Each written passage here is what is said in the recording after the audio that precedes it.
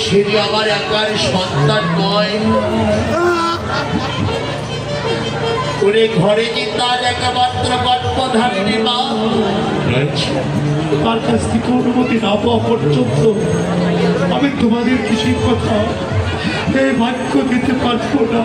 যাও, তুই যাবে, তুই আসবে, আমরা কোনো কিছু চাই না। স্বর্ণ অলঙ্কারের বিনিময়ে তোমার একমাত্র কুশক হস্তে